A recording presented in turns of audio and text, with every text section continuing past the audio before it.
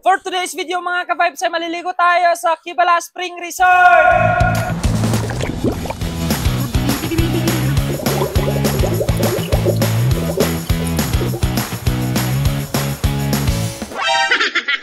Bago ang lahat, hindi pala magkakaroon ng kasiyahan kung walang okasyon. Kaya kami pumunta sa isang resort dahil doon namin ise-celebrate ang ika-4th birthday ni Scarlett. Nagluto muna kami ng mga pagkain kung saan napakasimple lang naman ng handa ng aking kuya. Hinahanda na nila ang kanilang motor dahil ilang minuto lang ay babiyahe na kami. Nilalagay na sa eco bag ang mga pagkain. Ang cake baka maiwan. Pumunta tayo ngayon sa Kibala Resort dun sa kay Bido. Sa kay Bido, di ba ta? Pupunta na kami sa resort. Let birthday! Pag-alis ay mali yung nadaanan naming shortcut. Grabing daan guys. Grabing daan! Ang hirap. Pagkasuli namin. Sa wakas, nandito na kami sa resort. So ayun guys, nandito na kami sa liliguan namin dito sa Kibala Spring Resort. Napakaganda rin naman talagang pagmasdan ng swimming pool na to.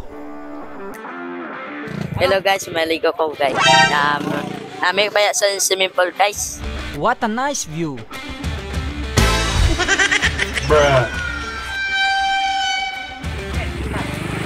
Magsaslide tayo mamaya na rin guys. I-try natin kung malakas ba yung kwan. May kakausapin tayo. Ito ngayon si yung nagpasikat ng video natin. Tatanungin natin ngayon mga ka-vibes kung anong pakiramdam. Anong masasabi mo na nandito na tayo? Siyempre, sobrang saya and unexpected talaga na nakasama ako dito ngayon. So guys, i-enjoy natin ngayon. Dito yung para sa mga bata. Sa ganun. Dito naman yung sa mga adult. Guys, kagaya natin. Adult tayo. Ayan, meron pang naliligo dyan. Pinuntahan ko rin yung parang paraiso nila. Meron palang silang kagaya nito. Merong mga bulaklak. Maglalakad tayo dyan guys. Yan. Mas lalong gumaganda yung resort dito dahil meron pa silang mga tanim ng mga bulaklak. Ay, Mayora! Huh? Oh, Mayora! Mayora, anong masasabi mo ngayon? Wala akong masasabi. Bakit? Kasi maulan ngayon. Wala na. Napatuloy ako sa paglilibot. Grabe. Ngayon pupunta tayo sa venue namin.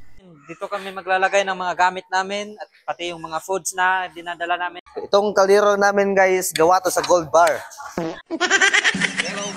Tumatakip silim na ngunit nag-i-enjoy pa rin kami sa paglalakad sa buong resort. Lami kayo! Guys, lami! Yan sila, yan yung ano. Yan yung CCTV. So guys, maghulog tayo ng wifi kaya wala signal. Kailangan natin mo-update sa itong labs. Kinabuhi. Good na guys. Habang kami nag-e-enjoy, sila kuya naman mga ka-vibes ay busy sa pagluluto. Gumagabi na, kaya nag-perform na si Alias.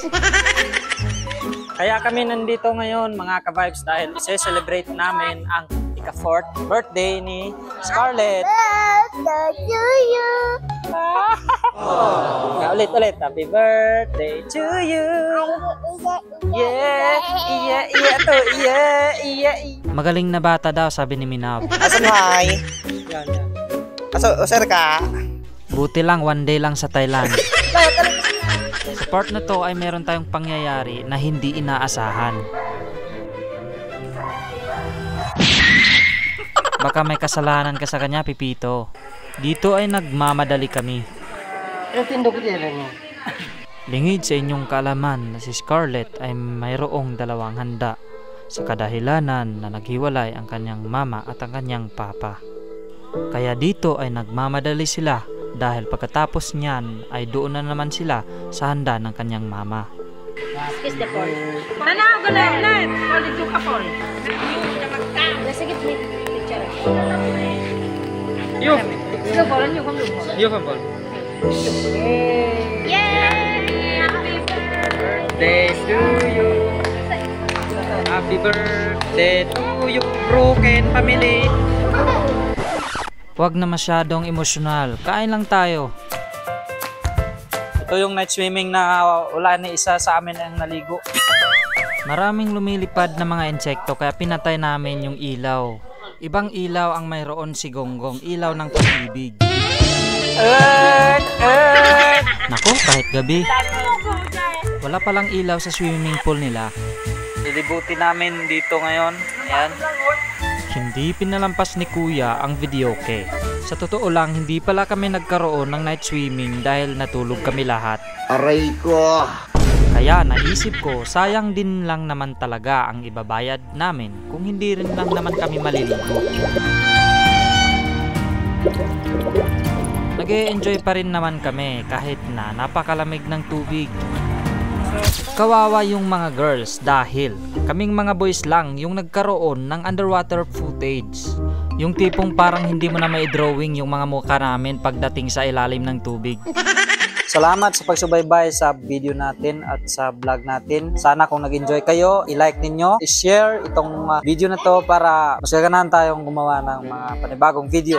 See you next time! Kaya isinali ko itong video ito sa last part ng vlog natin dahil gusto kong i-share sa inyo kung paano kami tumatawid kapag merong malakas na baha.